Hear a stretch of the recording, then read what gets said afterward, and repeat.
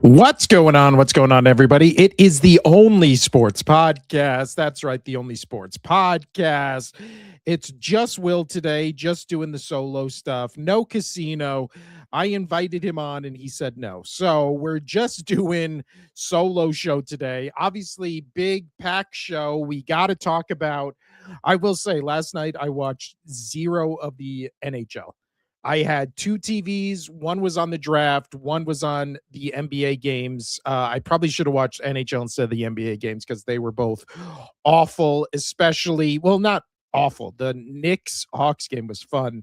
The Nuggets Timberwolves game, we'll talk about those in a second. But dear Lord, I do not know what's going on with the Knicks or with the Nuggets. But again, we'll talk about those games in a second because we, of course, first have to talk about the NFL draft. When it comes to the round one of the NFL draft last night, I always love how afterwards it's like, here's the grades, and you look back and I always think you should only grade drafts by probably 3 to 5 years after the fact, like just being like, last night, guess what?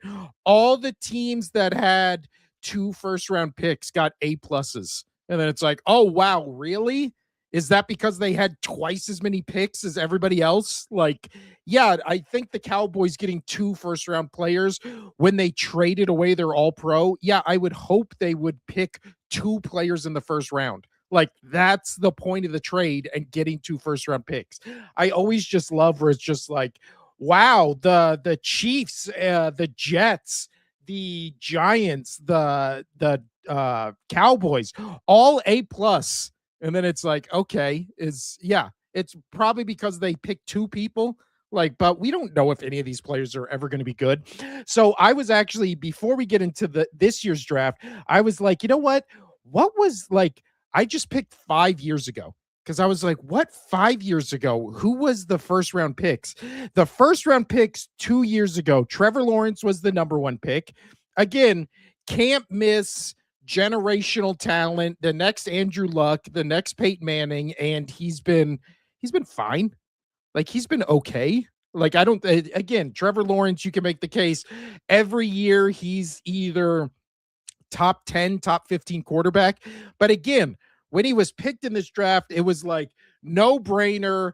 The next Peyton Manning, next Andrew Luck, he definitely hasn't reached those levels, right? So then when you also look after that, there was also 2 more quarterbacks, which was Zach Wilson and Trey Lance.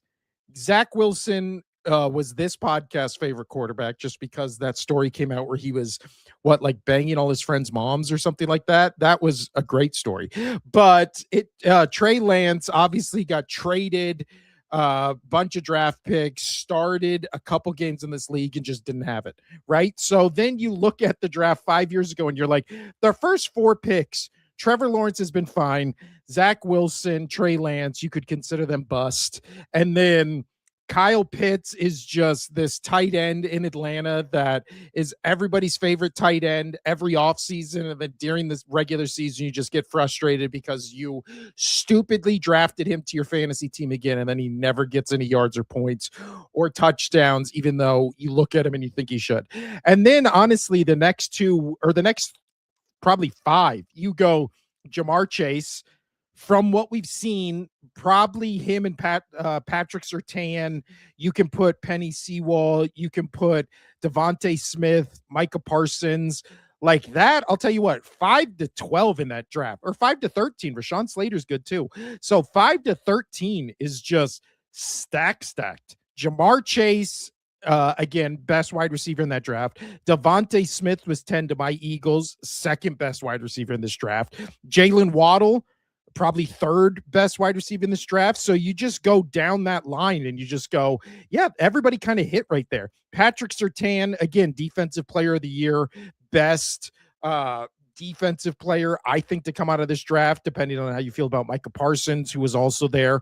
I guess, no, I think you would have to take Micah Parsons because he can rush the quarterback. But again, Pat Surtain, J.C. Horn, and then Penny Sewell is probably, I don't even think I'm saying his name right.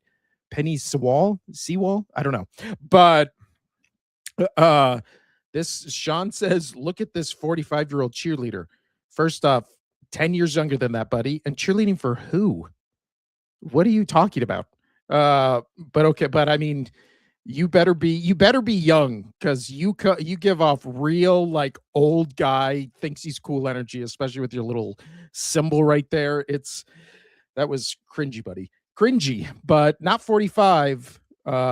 Even though the beard's so gray, about to turn 36 in a couple days. It hurts. Everything hurts. My back hurts.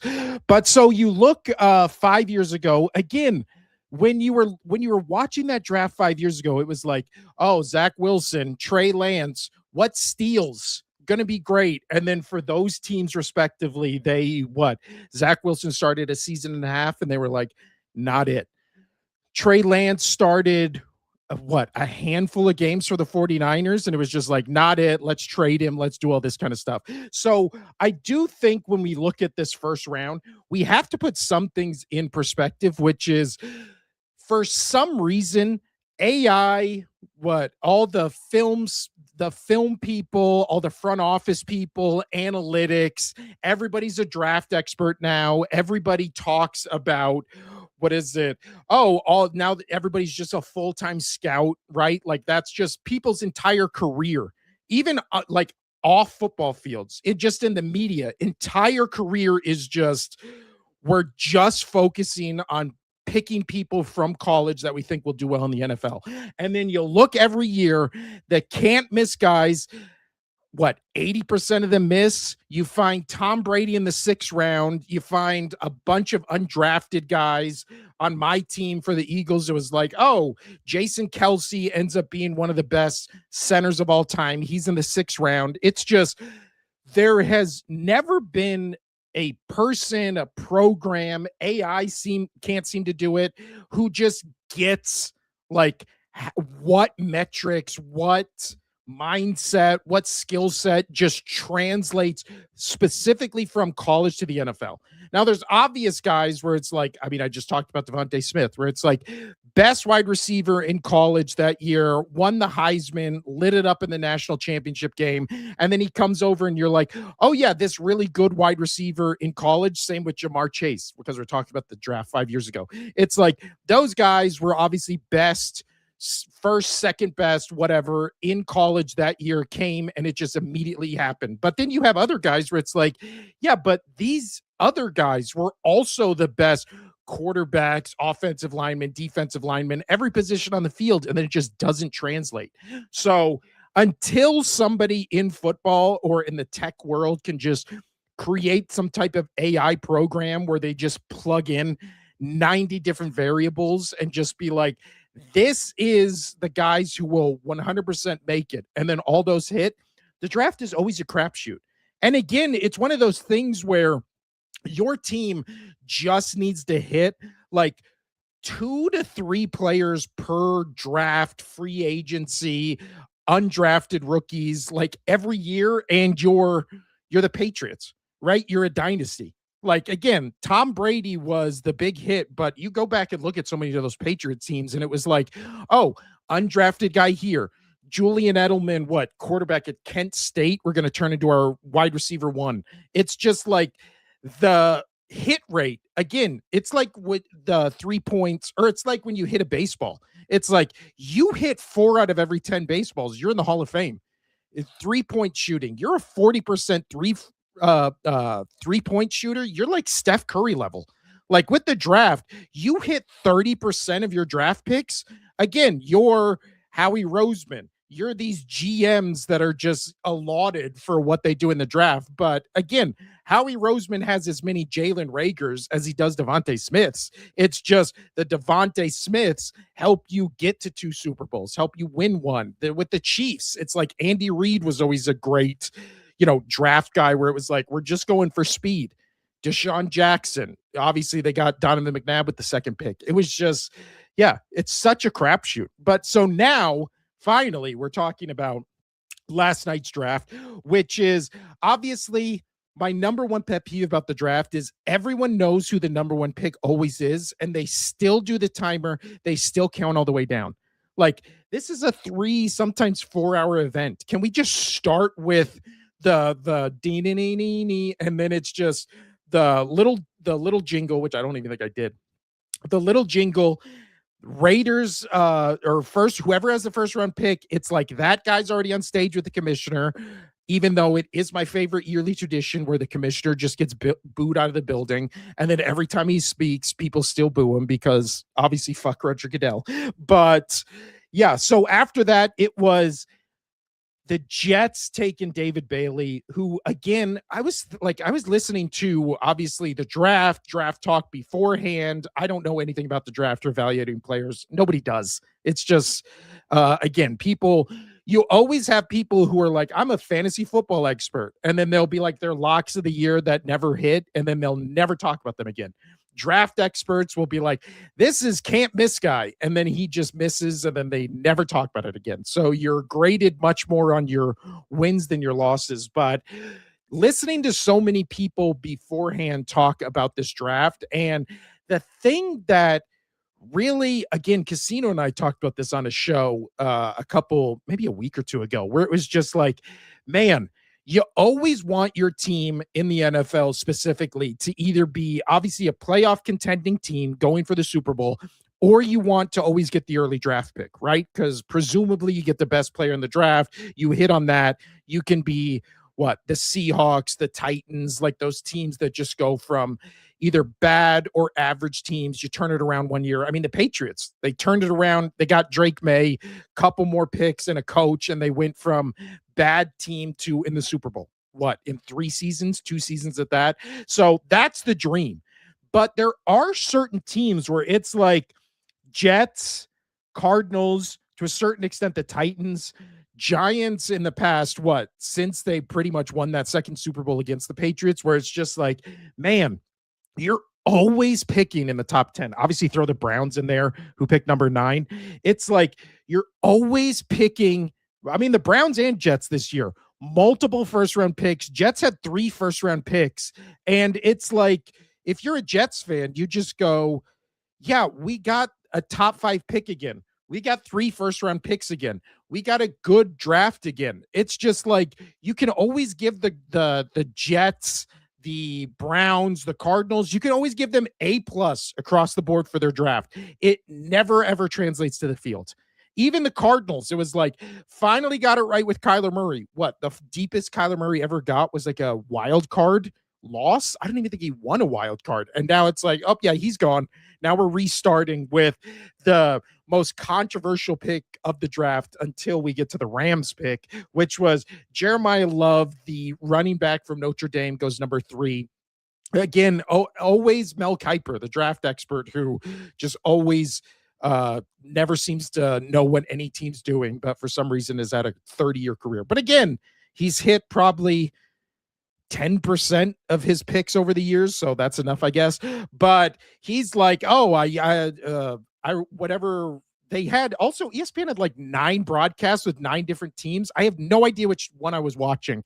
I switched over from the college one to the Rich Eisen, Mel Kiper one. I was just going back and forth. So Rich Eisen to Mel Kiper goes, oh, your one rule is never draft a running back in the first round. And then he goes, but you love this pick for some reason. And then Mel Kiper just goes, oh, yeah, well, there's an outlier and he's an outlier. And then it's like, really? Did you watch the Cardinals last year and go, their biggest issue is obviously their running game? It's like they have a pretty decent running game. their quarterback was fine in Jacoby Brissett. It was like the what is it, Marvin Harrison? Like their offense is fine. They couldn't stop anybody on defense. Like they have Trey McBride, who might be what, a top 5 tight end in this league. It's like their offense is pretty okay to average. Like their defense was bad. At least with the Jets, where it was like Aaron Glenn, obviously coming over from the Lions, defensive coordinator, had barely any sacks, no interceptions the entire year. That defense was awful. So you just go, all right, we're either going to go a guy who can get pressure on the opposing quarterback, or we're going to go cornerback, because obviously we had no interceptions last year. So they go edge rusher. So at least that makes sense. But with Jeremiah Love, you're just like, your running back room is fine. You have 3 guys that are good to, I wouldn't say great, good to above good, like average to good. So Jeremiah Love is just like, was the most pressing need. And it was starting to come out, during the week, where it was like, man, the Arizona Cardinals really love this running back. And then it's like, yeah, but again, one player isn't going to fix your roster if you're a bad team, but also one player in a roster spot for a position you are pretty decent at is going to do less than just taking the next pick. I mean, the Cardinals could have used an edge rusher or a cornerback. Like if they would have taken Delane or Reese, who were 5 and 6, I think everybody would have been like, step in the right direction for the Cardinals. Instead, they take this running back where Mel Kiper was like, well, you can also line them up at wide receiver. And it's like, okay, I guess. Like that was, I don't know. I watched a couple Cardinals games last year. Like being like, when you're watching the Cardinals last year, you didn't go, man, if they only had a running back who could catch passes out of the backfield, this team can compete with the Rams, the 49ers, and the Seahawks in their own division. Like, okay. Again, he could turn out to be great. Just weird pick. Titans take Carnell Tate, Giants take Reese, Chiefs take a cornerback because they lost other cornerbacks, and everybody was like, great move, great pick by the Chiefs. It was like, what else are the Chiefs picking? Who else would they pick? They lost all their starting cornerbacks. Like, of course they're going to take a cornerback. Was this shocking? Then we get probably the first. So again, I'm not a draft guy, so you look at all these names, you're just like, okay. Again, I was jealous of the Cowboys for taking Caleb Downs, the safety from Ohio State. I thought my team had a chance, my Eagles had a chance to trade up for him. So it's a good draft pick, at least in my personal opinion. When it's a good draft pick when your division team gets it and you're jealous they got him. So when the Cowboys got him, again, when the Giants got Reese, I was just like, oh, okay. When the Commanders got Sonny Styles, again, I was like, oh, okay. When Caleb Downs went to the Cowboys, I was like, damn, that's a good pick. But the shocker of the first round was Ty Simpson, the quarterback from Alabama who went to the Rams. Now, this is, if I had a hat on here, I'd put on my conspiracy hat. I don't want to put on my beanie because it's so hot in this room already. But if I had a hat somewhere, I would put on my conspiracy hat, because there's something weird about this pick of Ty Simpson, because about a month ago, I remember saying on the show, like, this draft, it feels like it has no juice. It feels like it has no like star power. And we kind of broke it down, me and Casino, on the show, to just be like, oh yeah, it feels that way because there's clearly one first round quarterback. He's going to go first overall. There's no drama where there's been the past couple of years where it's like, which quarterback do you take? How many are going in the first round? It was pretty much just like, oh yeah, it's just going to be Mendoza to the Raiders. Nobody else is really going to sniff the first round. And then that's pretty much it. And then all of a sudden, about a month ago, 3 weeks ago, all of a sudden you started hearing all this Ty Simpson stuff. And you started seeing Dan Orlovsky go on TV and just be like, I think Ty Simpson is actually the best quarterback in this draft. And everybody was like, what are you talking about? And then a story gets released last night. Now, again, all rumor, all alleged. I don't know how, you can fact check this or how relevant or real this story is. But then this story comes out where Ty Simpson's family has some ties to either the Rams GM office or ownership group or whatever it is. The Ty Simpson's family has some ties to the Rams higher ups. So then this story started coming out where last night, I just read about this last night. So again, haven't fact checked it at all, just seeing it come across and people talking about it as if it's credible information. So again, I have no sources, but let's just go with it. Again, this is all alleged, rumor, innuendo, whatever. So Ty Simpson's family reaches out to the higher ups in the Rams organization and just is like, hey, should I return to college? I'm thinking about it, like maybe be a higher draft pick next year, blah, blah, blah, blah, blah. The Rams higher ups go, no, we've heard a lot of buzz about you. Like, you should enter the draft. So then he enters the draft. You don't hear a peep about him after the combine, really anything. Again, kind of like that guy, I'm blanking on his name, the LSU guy, where it's like, oh, yeah, good to great college quarterback who is maybe a second, third round, quarterback, going to be a backup, maybe get a start somewhere, blah, blah, blah. So that was where Ty Simpson was. All of a sudden, Dan Orlovsky goes on TV, starts making this big stink about how, Ty Simpson is actually the best quarterback in the draft, blah, blah, blah, blah, blah. A couple days ago, now all of a sudden it's like, hey, could Ty Simpson, you're seeing this on Colin's show, other sports shows where it's like, hey, could Ty Simpson all of a sudden be a first round draft pick? And it was just like, what happened from his college career ending to the combine? Then nothing happened for a month and a half. And then all of a sudden it's like, who's actually really good? Ty Simpson. And then it's like, really? Why? We haven't seen him do anything in a month. And even the month where he was at the combine, it's not like he had, just an undeniable combine where it's just like, oh my God, this guy elevated himself clearly into the first round. So you hear nothing. Then Dan Orlovsky starts, being like, he's the best. You start hearing rumors that the Rams are going to draft him in the first round, which makes no sense. Again, it makes no sense because you look at the Rams the past, 3 seasons, and you go, okay, how does Ty Simpson help you beat the Eagles to go to the Super Bowl? How does Ty Simpson help you beat the Seahawks to go to the Super Bowl? How does Ty Simpson get you to another Super Bowl where you just go, this is a team that is surrounded with talent on offense, on defense, Matthew Stafford reigning MVP. So you go, okay, what's the one piece? What was the one, piece we're missing to take us from NFC Championship to Super Bowl winner? Right. And then in the first round, you just go, oh, we're going to actually get our backup quarterback. For what reason? It's like, oh, well, Matthew Stafford might retire in a year or two. And then it's like, okay, but what is Ty? Again, Matthew Stafford is the reigning MVP and has already proven to be a Super Bowl caliber quarterback you can win a Super Bowl with. So then you go, well, the reasoning is we're drafting Ty Simpson so he can help us win a Super Bowl. And then it's like, yeah, but you have a current quarterback who has helped you win a Super Bowl, who ever since he got there, you've either been in the Super Bowl or one game away from being in the Super Bowl pretty much every year.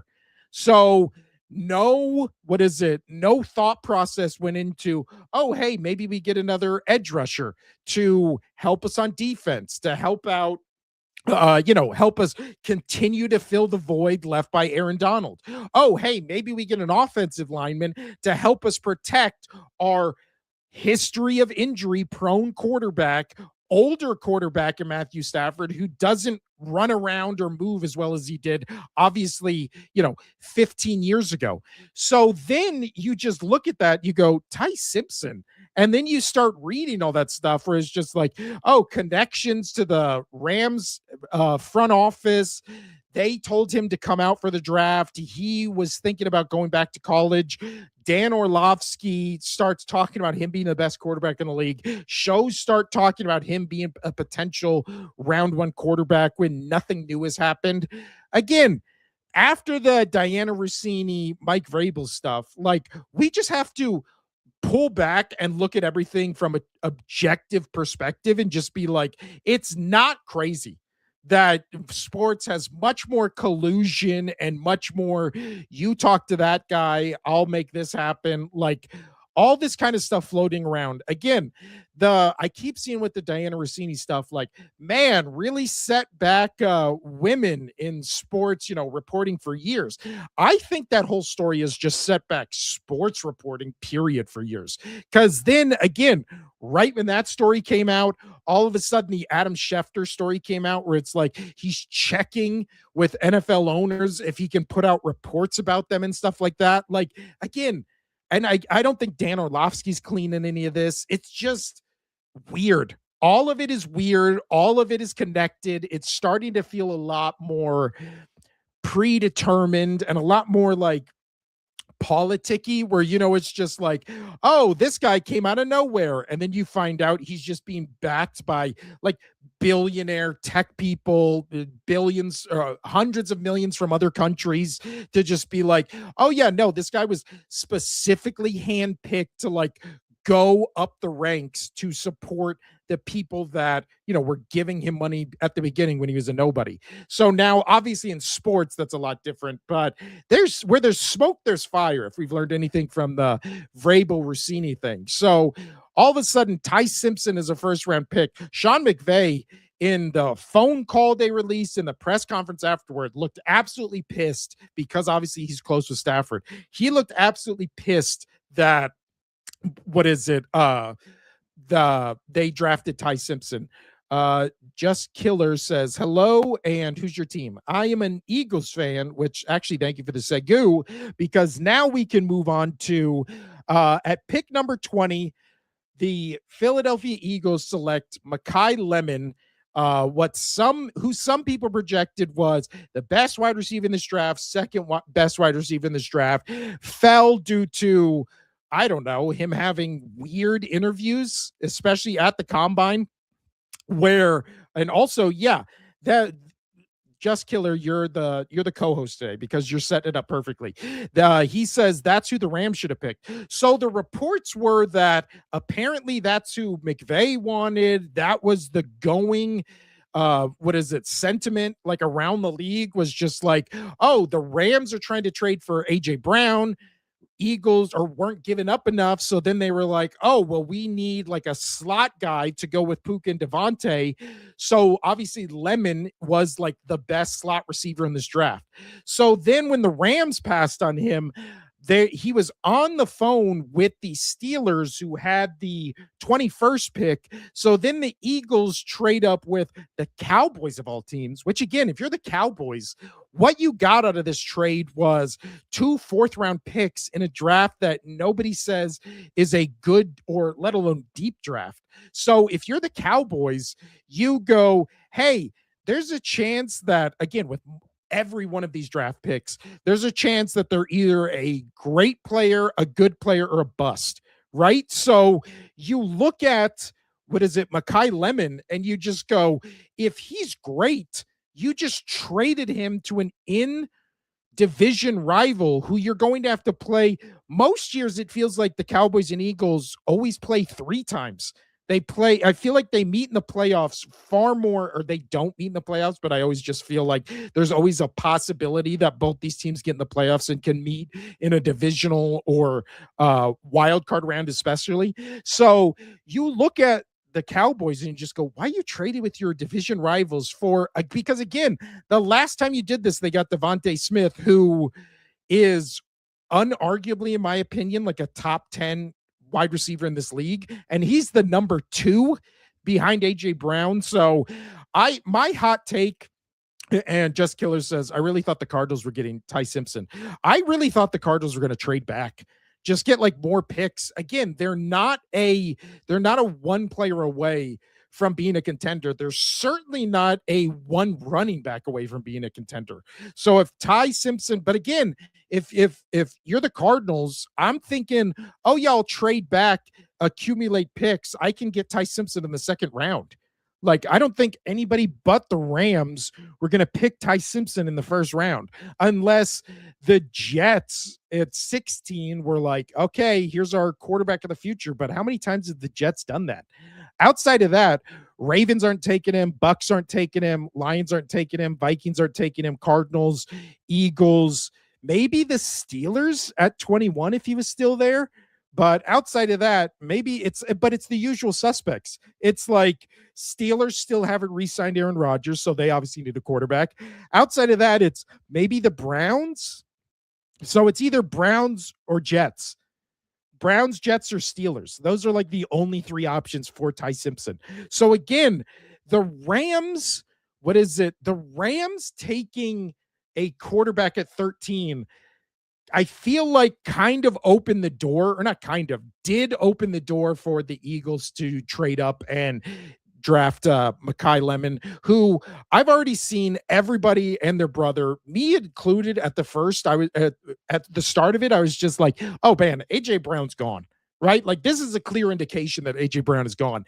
And then you look at it and you just go, well, he's not really a replacement for AJ Brown. They don't play the same game. They're not the same size. Like, who really does feel like the same size is the guy they traded with the Packers for, which is Wicks, where you look at them side by side and it's like they're almost the same exact size.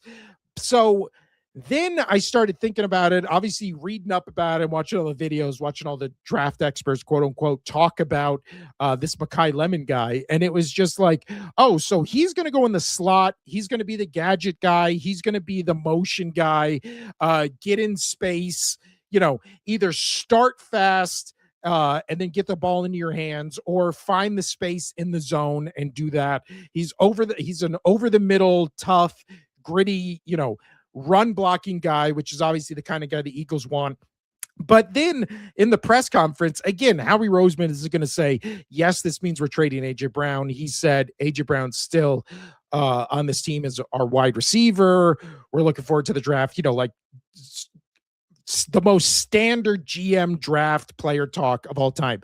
But then I was thinking, like, what if the thing the Eagles have been missing for the past 5 years has been a slot wide receiver? They tried Jahan Dotson. They've tried for the entire Sirianni era. They've just signed these guys.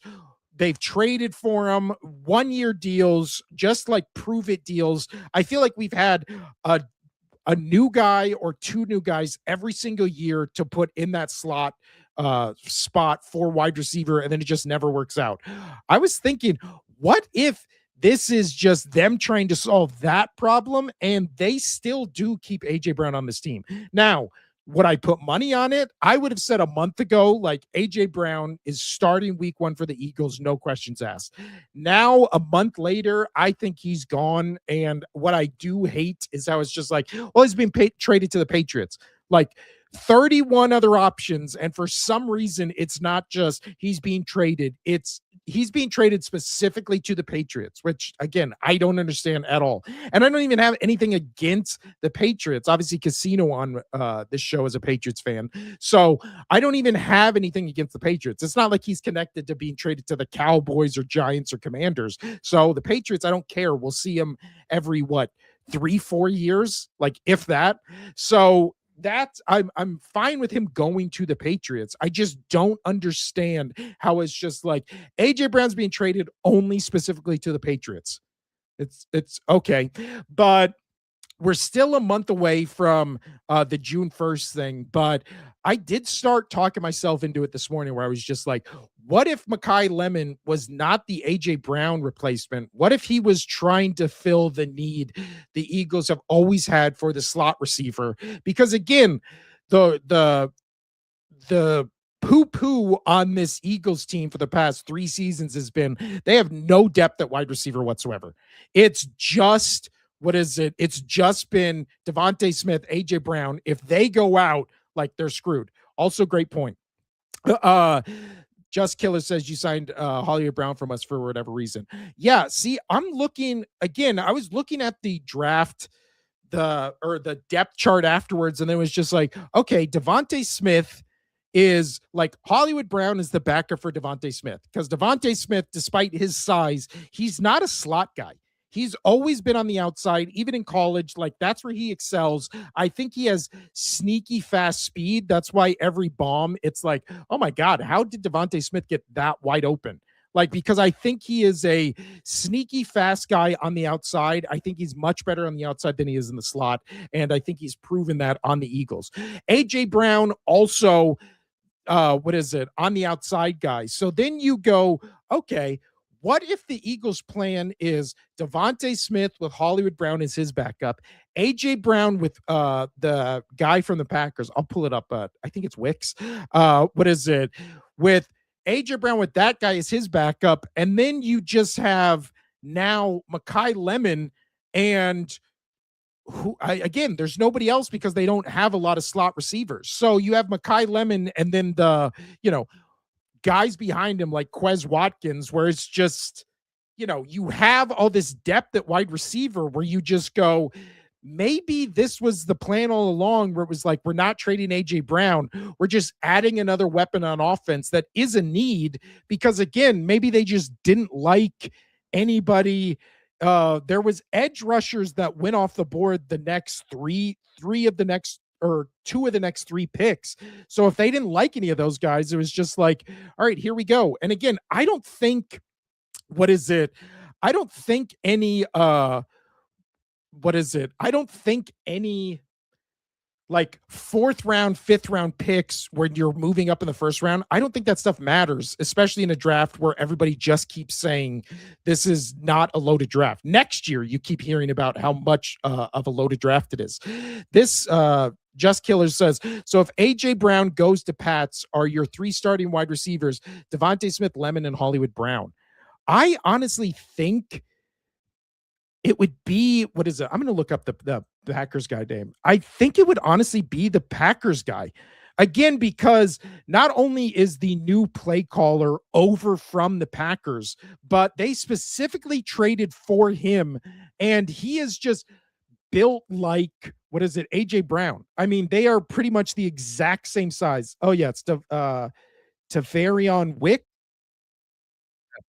The shit out of me. An ad started playing.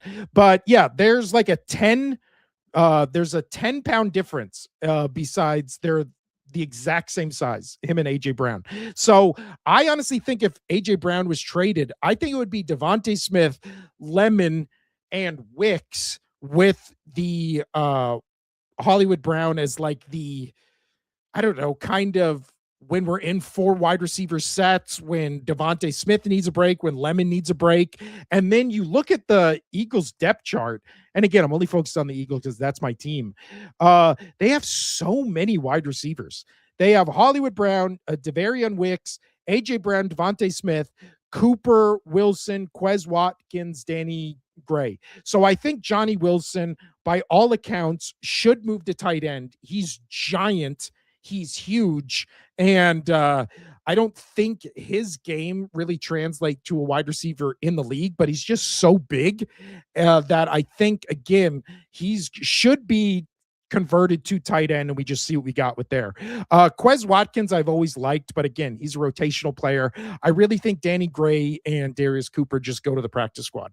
So, yeah, I don't know. Tony says, Sean Nice, PFP. Again, the guy who insulted me. I don't know what that picture was, but Tony liked it. So there you go. Umtane says, or Untame. Again, I'm so bad at names. Says Pat's going back to the bowl. Just Killer says Akeem Mensah was the big edge rusher that went after you chose Lemon. Mensah's an amazing pick for the Chargers. Yeah, again, I'm not saying he was the edge rushers that went after were bad. I'm just saying clearly the Eagles didn't like him because going into this draft, the main thing everybody said the Eagles needed was guys in the trenches, either on the offensive or defensive line. So if two of the next three picks are edge rushers, and the Eagles, that was a need for them. They didn't choose those guys. That just means for whatever reason they weren't on their board. But finishing out, we can move off the Eagles. Finishing this draft, next was the Steelers, where there came out that really messed up video for that was going viral all over social media, which was Lemon was on the phone with the Steelers, and then he was asking them, hey, why is Philly calling me? And then his agent was just like, oh, hey, Philly traded ahead of them. Like, the Eagles are taking you. And you could tell, like, everybody in the room was like freaking out, obviously, but was also like, what? Like, I'm on the phone with the Steelers who are telling me they're taking me. So that was a cool, just, that's why you watch the draft, right? For that kind of stuff. Also, the Steelers look like they just kind of were like, okay, well, that was our guys. So I guess we'll just pick an offensive lineman who, again, they need, but it didn't look like a lot of thought, or it looked like too much thought went into that pick, where it was just like, all right, I guess we'll get this guy. But oh, I did skip over the Chiefs, didn't I? What's Just Killer says, what's your take on the Chiefs taking Delane at 6? I mean, obviously he was the best cornerback in this draft, and the Chiefs lost all their starting cornerbacks. So I think them trading up to get him was a good move, because I do think there was a chance that the teams that came after them would have taken him. So again, I could have seen him going to the Commanders or the Saints, even though the Saints went offense. But again, I do feel like in the draft, again, with how much hit and miss every pick is, I really do feel like you just go best pick available, unless it's something ridiculous like what the Cardinals did, where you're like, yeah, he's the best player on the board, but by far one of the least positions on your team that you need to fill, like all those holes and gaps in terms of talent. Like a third good wide, or a good running back, is the least point. I just don't. I just don't know. There was a point last night I was expecting us to get both top quarterbacks in the draft. I was also expecting that, because again, and that he's talking about the Chiefs. Are you a Chiefs fan, Just Killer? But yeah, there was a point where it was like towards the end of the draft, I was like, oh, are the Chiefs just going to go two cornerbacks in the first round? It was the guy from Arizona State, wasn't it? Chris Johnson, I believe. Or no, it was Chris Johnson. So I thought there was a point where the Chiefs were going to get him, and then obviously the Dolphins traded up to get him. McCoy. Where was McCoy? Where did McCoy go? I need to make this screen bigger. Pew, pew.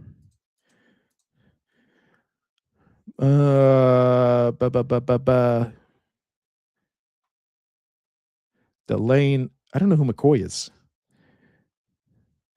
But yeah, I thought it was Chris. I thought Chris Johnson was the one where the Dolphins traded with oh, he hasn't been drafted yet, but he was the second best cornerback. Well, then, I mean, there's still a chance they can get him. I thought you for sure were talking about Chris Johnson, because when it was announced that the Dolphins were trading that, I really thought that the Chiefs were moving up and were just going to select him. And then they were going to be like, all right, well, the two main things we lost in the offseason were our cornerbacks. And now in the first round with our 2 first-round picks, we're just getting both cornerbacks. And then just saying, YOLO, let's live to fight another day. But the rest of the draft, again, the Browns drafting a wide receiver. Okay, I feel like the Browns always, again, draft wide receivers, and they're always good, and then they always trade them when they get good. So prepare for KC Concepcion, which is a great last name. Prepare for him to be on another team within 3 years when he's an all-pro. When he's really good at wide receiver for the Browns in 3 years, they'll just trade him for scraps. They'll trade him for nothing. Again, I like Just Killer was saying, I like the edge rushers for the Chargers and for the Cowboys. If the Eagles would have taken either of those guys, I would have been fine with it, because again, I felt like the two things my team needed the most were edge rusher and offensive lineman. But they have a lot of picks still left in this draft. I'm sure they'll get depth pieces for all that. And then the rest of the draft kind of just Again, I'm not a big draft guy. Nobody really stuck out until you got to the last pick in the first round, which was the Seattle Seahawks. It's insane to me that not only two running backs were drafted in the first round, but those two running backs drafted in the first round both came from Notre Dame. That is insane to me. That again, you never see running backs go in the first round. If you do, it's one guy and then a bunch of third and fourth round running backs always just come into this league every year and just light the league up for a season and then disappear. But for this one, it was obviously the Seahawks lost Kenneth Walker the third after the Super Bowl to go to Just Killers Chiefs. But yeah, and then to do that, they picked Jadarian Price, the second running back from Notre Dame, taken in the first round. I don't think that's ever happened, where especially running backs is such a weird thing where both running backs from one school came out the same year and then both get drafted in the first round. I don't think that's ever happened. But this is a good point, and this is also what I was thinking. Just Killer says Seahawks picking a running back showed they missed Kenneth Walker and needed it immediately, which begs the question. And this was the question Casino and I had on this show after the Super Bowl when he left in free agency and signed with the Chiefs, where it was just like, okay, but the Seahawks, not only did it look like they could pay him, it looked like they liked him and they finally found a starting a starting running back that they didn't have to do this hodgepodge of a bunch of different running backs in the backfield. It was like, oh, finally, this thing they've been doing for what felt like ever since Marshawn Lynch left, where it was just like, let's just put a bunch of guys back there. We'll just interchange them. We'll have a revolving door of starting running backs, and then hopefully one of them can just take the lead back role and we'll run with that guy. The second that happened, they were just like, all right, you're the best running back we've had since probably Marshawn Lynch. So we'll see you later. We don't want to pay you. And now they get a rookie running back who, again, they're going to get on a rookie deal.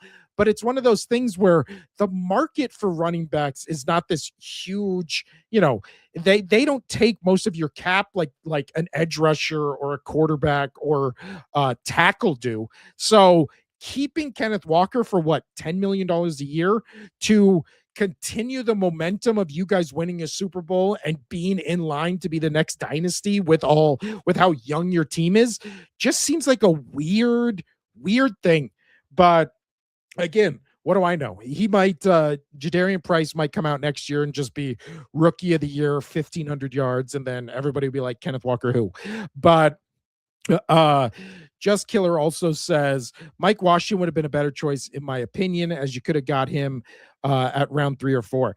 Well, that's always the thing where before the draft, it's always like, this guy's a second, third rounder. And then all of a sudden they get drafted, like Ty Simpson.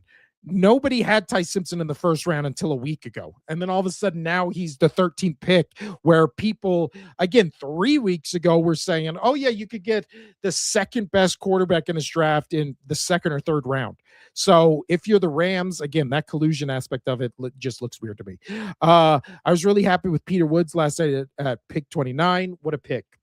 So yeah, traded with that pick they got from the Rams for the Chiefs, got a defensive tackle to help Chris Jones along that line. So again, all these, we won't know how good this draft is till minimum 3 years from now.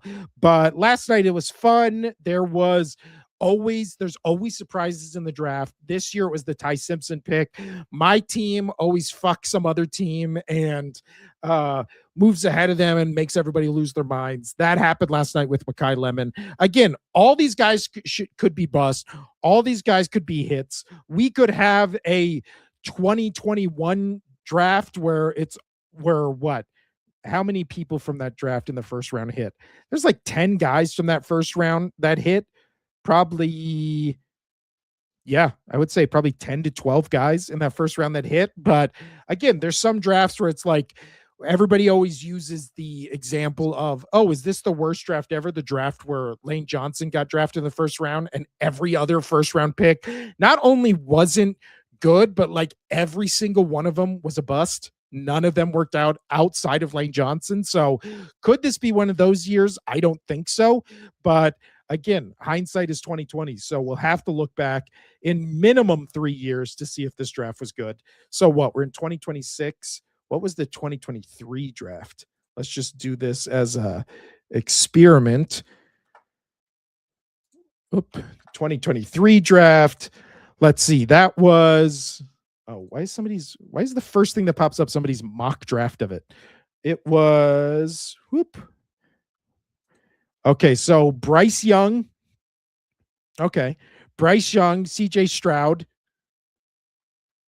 Why is this not? There we go. Bryce Young, CJ Stroud were 1 and 2. So far, I think the jury's still, I guess, for kind of both of them, right? CJ Stroud had that great rookie year, has kind of not looked the same since then. Bryce Young had a rough rookie year and then has kind of bounced back a little. So jury's still out on those guys. Will Anderson Jr., that's a hit. Indianapolis Colts with Anthony Richardson, I would say bust. I think, again, I think bust. Devin Witherspoon obviously worked out for the Seahawks. Paris Johnson Jr. for the Cardinals. No idea. Tyree Wilson, no idea. Bijan Robinson, Bijan Robinson, Jalen Carter, Jamar Gibbs, Christian Gonzalez, Jackson Smith and Jigba, Dalton Kincaid. Again, most of these guys are hits. Sam Laporta was the second round of that draft. So 3 years, but again, that's what I just named 8 players. That's 8 players in the first 2 rounds where you're just like, oh yeah, that was a hit. Everybody else, you're just like, I don't know, jury's still out. And that's 3 years ago. So I think, again, with the draft every year, we need to pump the brakes on just being like A+ for this team, F for this team, because it's just, we don't know. 3 years out and still half the guys I just mentioned, you're just like, I still don't know. Are they a good player? Are they not? I don't know. 3 years, 5 years, you're still left with question marks. So again, you hit 20 to 30% of your draft picks and your team wins the Super Bowl. Like, that's really all it takes. So now that we've covered all the draft, obviously the rest of I think the second and third round are today. It starts in it's 2 p.m. now. So I think it starts in 2 hours. I'll be watching it. I will be excited and worried, just like I am when I watch the games. So I'm always, I'm trying as a sports fan. I was one of those ones that got way too high, way too low at wins and losses and with the draft and stuff like that. So as I get older, not 45 years older, for the guy that said at the beginning, but as I'm about to turn 36 in 5 days, as I'm about to turn 36 in 5 days, I've just tried to take the fanatic out of the fan aspect and just kind of reel it back a little. Not get too high, not get too low, just always kind of be in the middle. Obviously, the outliers of that are, heartbreaking last second loss or Super Bowl win. Those two I'm allowed to be extreme happy or sad. Everything else, like with the draft or like a week 6 game, I'm just trying to just keep it kind of mellow. Just keep it in the middle. Keep it in the middle. Yeah, that's a great pick. Or that's a great example. Just killer. Look at Jalen Watson. He was a 7th round pick and now he got traded to the Rams. Yeah, the gold standard of that is Tom Brady. To a lesser extent, Brock Purdy.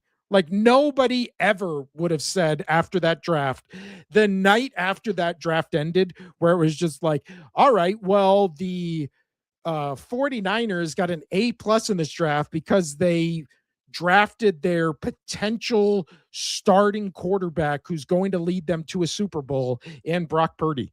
That never would have been, never would have been even thought about. Again, Tom Brady, that Patriots draft, if you go back and look like that, that's the best draft of all time because they drafted a quarterback that helped them win 6 Super Bowls in the 6th round. Like that, I'm sure they got a good first round pick. I could look it up right now. That was the that was the 2000 draft, 1991 draft. When was Tom Brady drafted?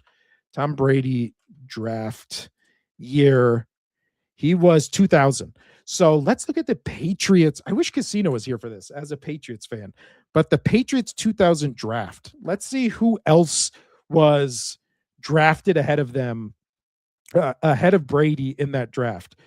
Oh, why does that give me the whole draft? I just want Pro Football Reference. All right. So what is it? The players drafted in that draft were Adrian Clem. They didn't have a first round pick that year. Adrian Clem, J.R. Redmond, Greg Randall, Dave Stikowski, the Jeff Marriott, who is the only one on this list besides a 7th round linebacker who you cannot click on his name. Doesn't have a single stat. So out of all these guys, the 2nd, the 3rd, and the 4th round pick played 42 games, 50 games, 51 games. And then all of a sudden in the 6th round, you have Tom Brady, who played 335 games. The next closest was a 7th round fullback who played 79 games. So again, if you're looking back at that and you just go, oh, the Patriots didn't have a first round pick and their 2nd, 3rd, 4th, and 5th round picks played less than 52 games, all of them played less than 100 games combined, or like 150 games combined, you would go F. But because they got Tom Brady, they won that year, and they are that's the best draft class they've ever had in the history of their franchise. So again, you just go, oh, Patriots won that draft. I don't care who else was drafted. I don't care draft night in 2000, who was like, this team had 3 first round picks and they nailed all of them. It's like, yeah, but they didn't get Tom Brady, who was clearly the best player in that draft. So again, drafts a trash shoot, or drafts. Yeah. Draft is a just shot in the dark with everybody. Coaching matters. Where specific players go to matter, because again, if Tom Brady gets drafted to another team in the 6th round, does he become Tom Brady? I have no idea. And nobody else does. It's like when people say they're zombie experts. It's like, how are you an expert for something that isn't real? Like the draft expert, where it's like, I'm a draft expert. And then it's like, okay, how are you an expert at something that is impossible to be an expert in? Because these sure things are never sure things. And the guys, again, like Tom Brady, if there were draft experts, everybody would have been pounding their chest, screaming at the top of their lungs that Tom Brady should be the number 1 pick in that year's draft, which of course he wasn't, because nobody, AI, everything, there's no specific formula that makes it so you can just pick the best players every year, or else, again, the draft would be a completely different experience. But regardless of the different experience, the draft is fun. I do like watching the draft. Again, even though I'm not a draft guy, I don't really follow any of that stuff in terms of like the draft coverage. I'll watch the combine here and there, but my football interest is during the season, the games, power rankings, quarterback, talking about the quarterbacks and teams.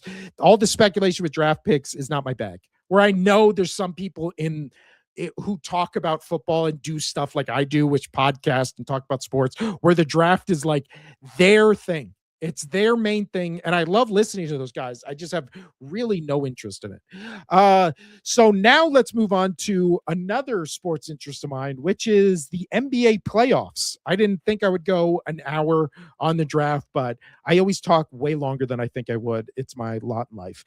So these playoffs in the NBA, I mean, I don't even know, to be honest, I don't know what to make of them.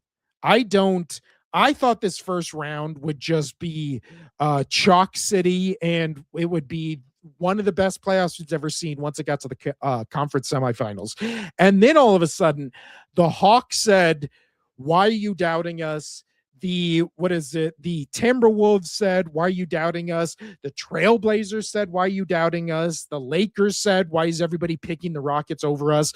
And it has just been a whirlwind of emotions watching this game. I mean, last night, that Knicks Hawks game, which we can talk about right now, you can look at that and just be like, oh yeah, the Hawks won by 1 point.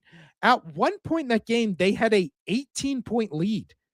The Hawks had an 18-point lead, again, with CJ McCullough, like what is going on in this Knicks Hawks series? You watch the Knicks on the bench, on the court, and you're just like, oh, this is kind of the same energy we're getting on the in the Rockets Lakers series, which is just like the Lakers look all jazzed up and pumped when anything on the court happens. The Hawk players looked all jazzed up and freaking out when anything happens, and the Rockets and Knicks just look demoralized by literally everything happening on the court. Even when they make a good shot, it's like the guy who made the shot is celebrating and his teammates are kind of just like wiping sweat from their brow and just being like, thank God he made that shot. It's never like you never see them get excited for each other, which again, bad juju, bad vibes all around. And now that's why, in my opinion, the Hawks are up by 2, Lakers are up by 2 in that Rocket series. But specifically talking about that Knicks Hawks game, I don't know. Again, coaching in the NBA astounds me because it's like, how do you make in-game adjustments? How do you do that kind of stuff? Because obviously on football, you're just like, all right, couple plays here and there, we attack their weaknesses, all that kind of stuff. With basketball, it's like, I don't understand where it's just like, all right, we need to win this game by 120 points. So we're going to drop 120 plays. Like that doesn't happen. So obviously they should have plays for end of the game, which is always, as an NBA fan, been my most frustrating thing, especially the last couple years where the 3-point shot is just taken over everyone's brain in college football and more specifically the NBA, which is just, okay, we're down by 1. Let's try to set the final play of the game for a contested 3-pointer. And it's just like, why are you not attacking the rim? Why are you not going for a mid-range shot? Why are you trying to win this game by 2? Let's take the obvious gambling aspect of it with all that kind of stuff. But when you look at last night, you just go, okay, so the final play of the Knicks game last night, their game plan was, let's get Jalen Brunson to go on the right side of the basket. And if he gets double teamed or if he can't get past the guy, there's no option whatsoever. So we're going to do or die by putting the ball in our best player's hands and having him just drive to the right-hand side where there will presumably be more than one player to stop him. So sure enough, that play happened, and it was Brunson he looked shocked by how many feet away he was from the basket. I was going to say that in a really weird way, and I stopped myself. But he looked like he was confused by how far they stopped him from the basket. Not only did he look confused, he looked terrified, and you could tell that was the only option. There was nobody even close. He tries to throw the ball away. Time runs out. Hawks win. But now you look at this series, and you just go, not only how are the Hawks doing this, but they lead 2-1, and the Knicks really haven't looked good in any of these games. Like, it's like they had to come back from being down damn near 18 points in the other game as well. So they won the first game by 11, but even in that game, you were just like, okay, like Hawks at least had some fight in them, where we're talking about the Timberwolves Nuggets, where it's just like, where is the fight, guys? But Hawks at least looked like they were putting up a good fight. And these last 2 games, it's like they are not only putting up a good fight, they're knocking the Knicks on their ass. And then the Knicks are taking almost a full quarter to even just make it tied, like to just come back. And then obviously at the end of these games, it just becomes a desperate attempt to try to get Brunson an inch of separation from a Hawks defender. And both times we've seen it's just not worked at all. So now this game 4 is going to be in Atlanta. Like, what is this series going to be if Atlanta takes a 3-1 lead and this Knicks team is going back to New York to try to, not even save the series, just to save face? Like, the Knicks were such heavy favorites to win this game or to win this series beforehand. Again, we were talking on the show where it was just like, are the Knicks the only team that can take down the Celtics? Obviously, that was after the Magic lost to, or I'm sorry, the Magic beat the Pistons. But now you just pull back and you just go, oh my God, is the next series, is there a potential for it to be Hawks? What, Hawks, Pistons, and Celtics, Cavaliers? Because I still think, again, my Sixers won against the Celtics. The next game that I believe is today, isn't it? Yeah, the next game that starts in 2 hours, which I will be watching. If the We said this in the Pistons Magic game. Like, if the Pistons didn't come out and just blow the doors off the Magic, I would be really worried about the Pistons. Now the Magic did get the doors blown off them, and now I think that series, again, I don't want to overreact, but I think Detroit pretty quickly could have lost control of that series, re-established themselves for what they had done the entire regular series to earn, or the entire regular season to earn that number one seed, and then have kind of shifted momentum back to what it should have always been, which is Pistons in control of that series, playing the same style of Magic basketball, just better than the Magic, even though I watched that last game and I was like, I still like pretty much the entire Magic's roster over the Pistons roster minus Cade Cunningham. Like, I just like the Magic roster. I think they can still hang with that Pistons team. I'm not saying that series is over, but obviously the Pistons destroying the Magic after getting kind of humiliated at home in that first game.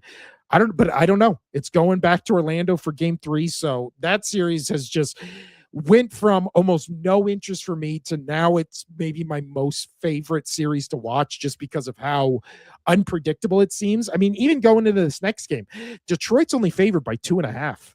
Like, Boston, after losing to the Sixers, is favored by 8.5, and that's going to be going into Philadelphia.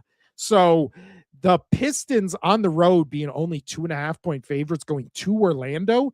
It's not like Orlando is some, home field advantage bastion where it's just like, how can anybody play on that home court? It's like you would feel like the Sixers would be a much more, or Philadelphia would be a much more, oh, well, that crowd's going to be crazy. We better lower this line because of the crowd effect. But yeah, that's weird. And then again, with the Knicks favored going back to New York as two, or no, they're still favored going into their next game against Atlanta, which I don't understand why. If you've seen these first 3 games, it's clear on the field that the Hawks are built just a perfect counter to this Knicks team, who, again, Knicks team, bad juju all around. And if the Hawks win that series at this point, I would not be shocked. I'd kind of be more shocked if the Knicks just made this tremendous comeback to somehow overcome this 2-1 deficit. But again, I have made calls in this playoffs that the exact opposite has happened. So I made jokes that football oracle and all that kind of stuff. I am the farthest thing from the basketball oracle. I'm watching these games and I don't understand how any of it's happening, which again makes for great playoff games. I just wish more of these games would be like the Knicks Hawks, where they're blowouts and they get tight at the end, and then it's a crazy finish that we can talk about. Unlike the other game we're going to talk about right now, which is the Nuggets Timberwolves last night, which now Minnesota leads this series 2-1. And the MVP of this series so far has just been Rudy Gobert, because when the whole thing happened where was, Wembanyama is clearly the number one defensive player in the league, or defensive player in the league. He's going to win defensive player. How is Jokic going to match up against him? And then Jokic not only met the challenge, but dropped 40 on him. Always seems to just completely dominate Victor Wembanyama the few times they've played against each other. So when it came to this series, it was just like, yeah, I think the Minnesota Timberwolves will win like 2 games because Anthony Edwards will just go off. And that's exactly what happened the last game, or I'm sorry, 2 games ago, where the Timberwolves won and Anthony Edwards had a great game. Nuggets are kind of dealing with some injuries. You just go, okay, well, kind of like the Sixers Celtics game, you got to give them one. Like, I still think Boston wins the next three and gentlemen sweeps my Sixers. But again, you don't expect to beat a team 4 times in a row is hard. So you got to get your ass kicked in one of them to kind of reassert your focus to like, oh yeah, these guys, we can still lose this series. So that's what I thought would also happen in this Wolves Nuggets game. And then all of a sudden, you look at it and you go, yeah, Joker had 27, 15, and 3 in this game. But as far as Joker games go, that's, I would say, below average. And when you're watching the game, you're like, not only is Rudy Gobert getting the best of him, and obviously Rudy Gobert is one of the best defensive players in the league, but not only is he getting the best of Joker, he's irritating him to the point where Joker is not playing his game the way he's played since he's been in this league, right? Since he's been a multiple time MVP, since he's led his team to a championship. So you look at this series and you just go, oh, if Anthony Edwards every other game can just have this lights out 30+ point game, Rudy Gobert can shut down the Joker, and then Nuggets are already dealing with injuries, so they don't have the rotation and the depth they usually have, which I thought was one of the main reasons why they were, one of the 3 or 4 teams that could win the NBA title this year. This series has just flipped on its head completely. Like almost like the Trailblazers, where it's just like the Trailblazers versus the Spurs. If Wembanyama's out, that series is just going to be completely different than what we thought it would be. Now, with the Nuggets, I do think there's more factors in play because with the Spurs, it's like, oh, well, if Wemby comes back, if he misses one game, clears concussion protocol, and then goes back, I think they, potentially down 1-2 to the Trailblazers, just win the next 4, or I'm sorry, win the next 3 and advance. And then everybody's like, oh, that was close. Thank God Wemby's okay. This series with the Nuggets and Timberwolves, you just go, well, if Rudy Gobert is just going to lock down Joker, they don't have the depth like they usually do to compete with this Timberwolves team. All of a sudden, this young, feisty Timberwolves team led by who everybody has been waiting to be the face of the league for 3 years when he started doing all those insane dunks. And then obviously everybody's making the comparisons to like, who he looks like just in terms of appearance and kind of the way he plays the game. Michael Jordan, we need an American superstar. SGA is the closest thing we got, and he's Canadian. Like they have, and by they, I mean like the media, basketball fans have just been trying to anoint Anthony Edwards as like the next face of the league, the next American face of the league. And I'll tell you what, this series, he only had 17 points last night, but this series, the MVP really is Rudy Gobert, because I am one of those people that thinks, especially in basketball, great offense stops great defense every time.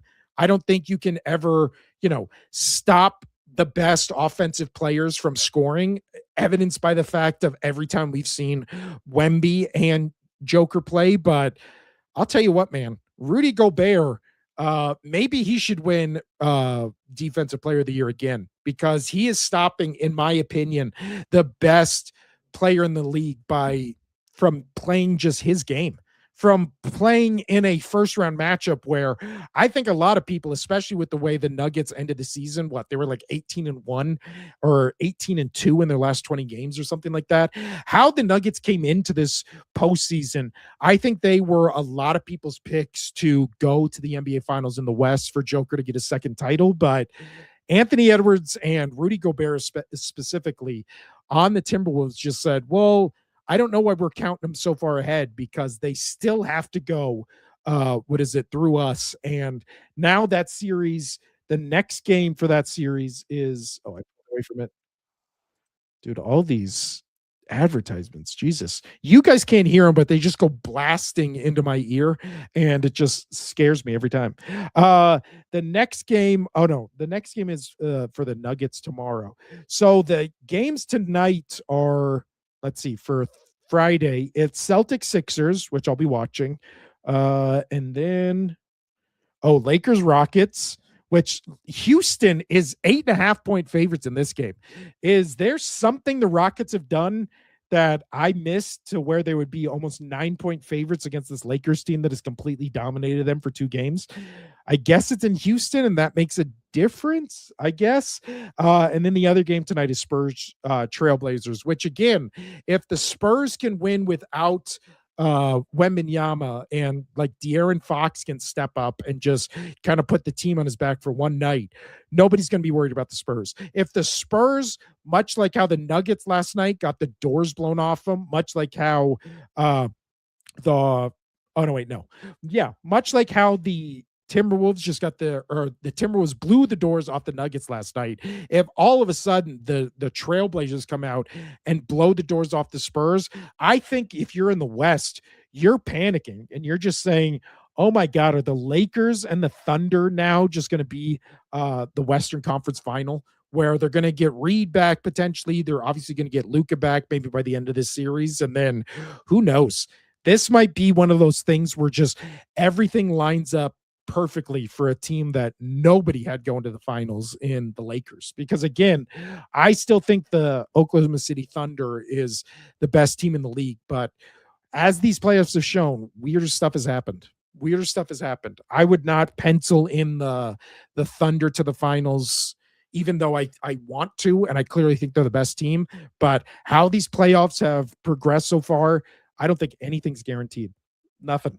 Again, if the Rockets just win the next two in Houston, everybody's going to be like, "Oh yeah, the Rockets were supposed to win this series. Like they just had to kind of feel the Lakers out." And all of these series could be 2-2 outside of the Thunder Suns game. There was also that weird thing in that Thunder Suns game where Caruso is telling the ref, "Oh, that's a technical." And then it was a technical on Devin Booker, and Devin Booker is confused. His coach is confused. The announcers are confused and just going, where is the technical? So if the Thunder now have somehow adopted this Chiefs-esque relationship with the refs, where now they're dictating what are penalties and what aren't penalties, then the Thunder are going to win the championship for the next 5 years.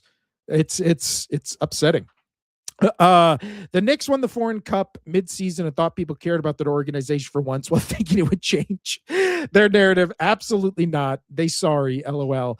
I'm in the Berg and it's hot as fudge and dead as April. Yeah, dude, today, I mean, you can see I'm sweating in this room. I'm obviously I live in Vegas, so it's always hot here, but I went to the gym this morning and it was like 70 degrees out. I was like, "Oh my God, it's so nice." By the time I left the gym and got home, it was like 88 degrees. I was like, how the hell did it go up by almost 20 degrees in an hour? But that is a great point, and that was by Derby Entertainment. That is a great point, because when the Knicks won the midseason tournament, everybody was like, okay, next stop, like this Knicks team is for real. They got over the demons of last year, and they're rock steady in what they're going to be, which is now ascend past the Celtics, finally get over that hump, go to the NBA Finals. You always hear that narrative, which I don't understand at all, where it's just like, the league is so much better when the Knicks are in it. And it's just like, is it? Are they? Who gives a flying fuck about the Knicks outside of New York? Like, if there was that famous, one of my favorite Kevin Durant moments where they were like, "Oh, why would you choose the Nets over the Knicks?" And then he was like, "Who has cared about the Knicks in the past 20 years?" Like, but of course you have, talking heads on sports talk, where it's like Stephen A is a Knicks guy or something like that, where it's just like, biggest city will really elevate the sport. And then it's like the Giants and the Jets haven't been relevant in 15 years. The Knicks haven't been relevant in probably 20 years. The Yankees are again relevant, but the Yankees are a different story.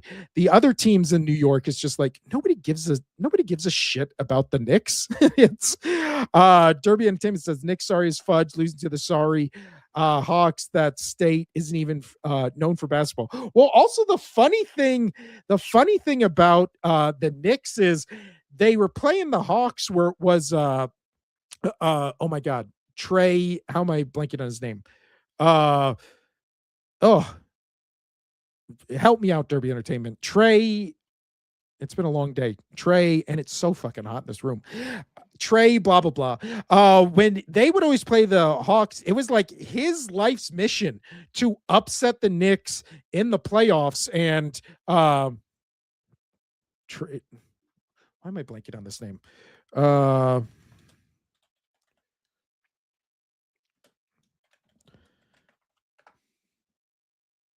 Trey Young. Thank you. Trey Young. You said Jalen. That really threw me off. I was like, Trey Jalen. That's not it. But Trey Young. Thank you. So when Trey Young, what is it, left the Hawks, it was like, oh, now the Knicks can finally not have to worry about the Hawks. And then all of a sudden, what is it? CJ McCullough just took the Trey Young mantle and was like, oh yeah, I'm the new Trey Young, where I'm going to just be a good player who somehow turns into a great player only when I'm playing the Knicks, especially when I'm playing the Knicks in New York. I'm just going to go lights out. What is it? Be the one that just sends them home packing. I mean, Stephen A is having a meltdown on television talking about this Knicks team. This Knicks team, you made a great point. After they won that midseason tournament, this was supposed to be it for the Knicks. This was supposed to be the year. This was supposed to be that was supposed to be the final stepping stone to, they have all this momentum. They finally have the right team together. Josh Hart, Jalen Brunson, got good depth, got the right coach in place. We finally have enough pieces to go over the Celtics team that is dealing with injuries. And then now they're down 2-1. Now, again, if they came back and win this series, I don't think people would be shocked.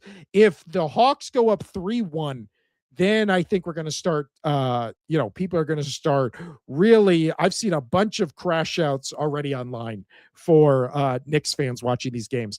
And last night's game was, again, to come back from down 18 and then have one final shot with 8 seconds left, and just Brunson doesn't even get a shot up, just gets locked on that right side of the court where he moves maybe 2 inches closer than he did when he started like driving with the ball.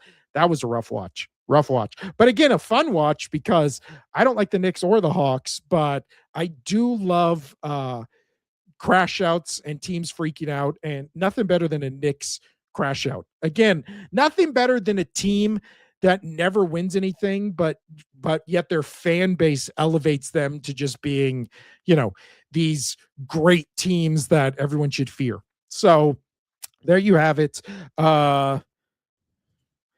Derby Entertainment says, I'll be real, the Yankees died with the old ballpark or when Jeter retired. Yeah, but at least they've still been relevant, and they won a World Series a couple of years ago. Like, I'm saying specific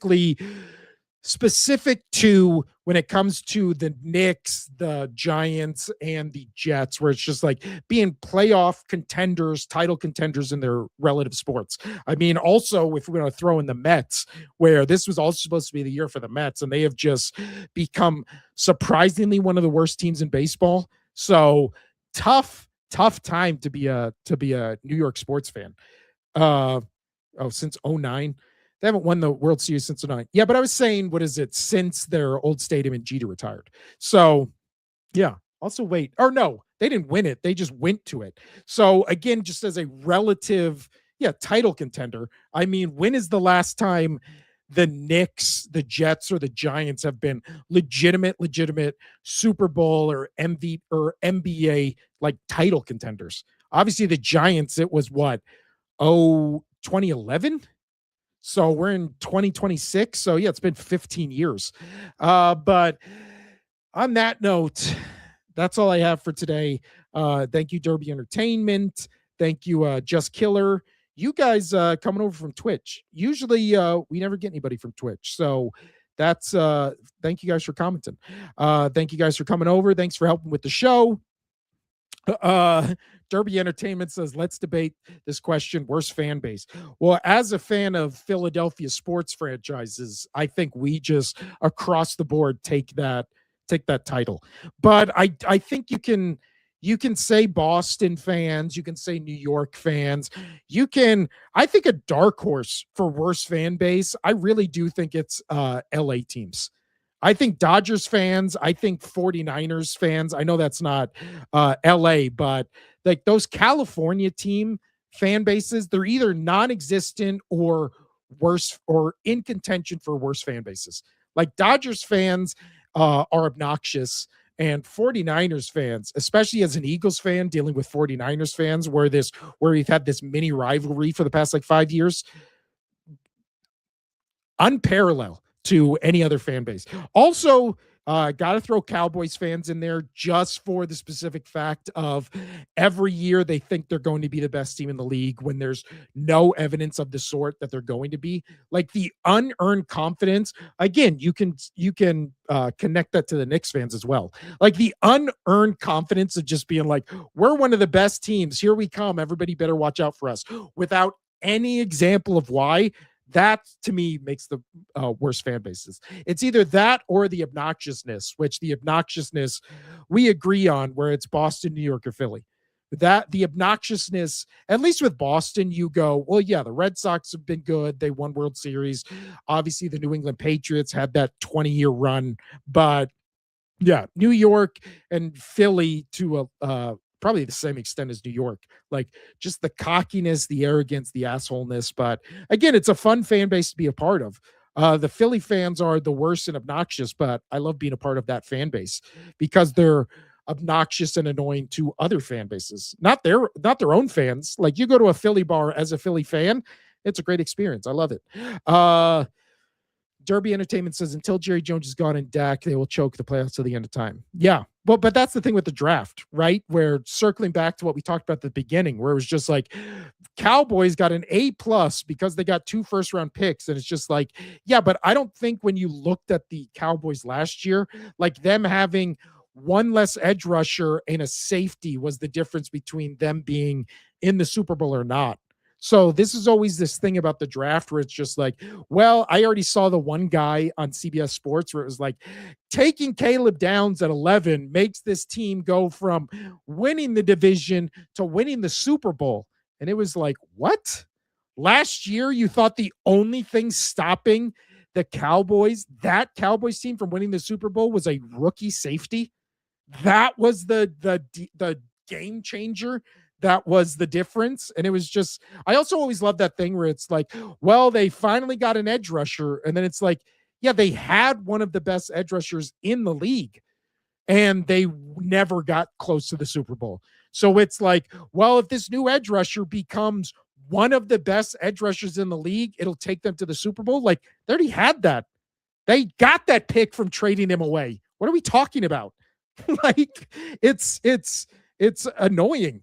But Derby Entertainment says, you know what fans I hate, dude? Casual fans and player fans.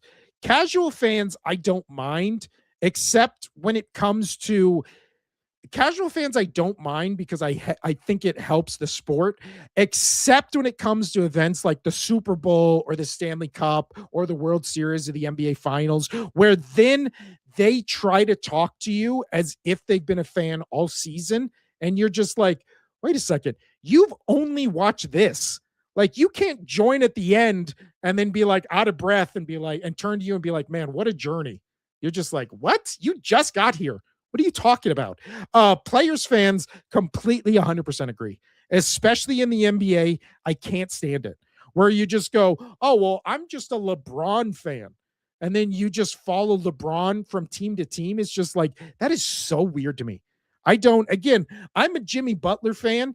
Jimmy Butler was on my team, and I love that year that he went to the Heat and played against the Lakers in that finals. I was rooting for Jimmy Butler, but only because my team was out of it. So if my team's still in it and the player I like is playing, then I'll obviously root for that player. Or, you have the thing where it's just like, I hate this team, I like this team. But to do that when your team's still in it is where I have an issue. Like, you can be a LeBron fan, but if you're a LeBron fan and like a Celtics fan, why would you ever root for LeBron if your Celtics are still in it? Right? Like that always blows my mind. So completely agree on both of those. Player fans, I hate way more than casual fans. Casual fans are just kind of annoying. player fans are the ones where you just go, so you're just a fan of this one guy. No matter where this one guy goes, now you're a fan of that team. That's always weird to me. Basketball, it's weird to me. At least I get it a little bit. Like football, I had a guy I used to work with at my first job where he was an Aaron Rodgers fan. So wherever Aaron Rodgers went to, he was a fan of. And this was my first job. So he was on the Packers. And I was like, so you're a Packers fan? And he was like, no, I really loved Aaron Rodgers in college. And then he got drafted by the Packers. So then I started watching NFL for Aaron Rodgers. I was like, I guess that got you into the sport, but that's weird, man. That's weird. Last thing from Derby Entertainment says, I'm a Cavs fan, so I support Braun endgame wise. Yeah, but that's also, but see, where you say you're a Cavs fan, but you support Braun endgame wise, if the finals was Cavaliers Lakers, are you supporting? You have to support the Cavs in that instance, right? You can't be like, well, I love LeBron, but I'm a Cavs fan, so I hope he kicks our ass to win a title. Like, I don't think you can do that. Players fan, cough, cough, Lamar Jackson. That's good. That's a good point. Ravens fans, yeah, I agree. All right, I gotta get out of here. Derby Entertainment, thanks for and he said I would choose Cavs. Yeah, see, that's what I'm saying. So again, I don't think you should be shunned for liking LeBron as a player that used to be on your team. I'm just saying if that player's versing your favorite team that he used to play for, I have an issue with the people that just go, well, I hope LeBron wins instead of I hope my team wins. That's it. That's where I fall in the players fan thing. But thank you again, Derby Entertainment. Thank you again, Just Killer. Thank you to everybody who commented. You guys are great. Derby Entertainment says, all right, dude, see, I'll give you a follow. Appreciate that.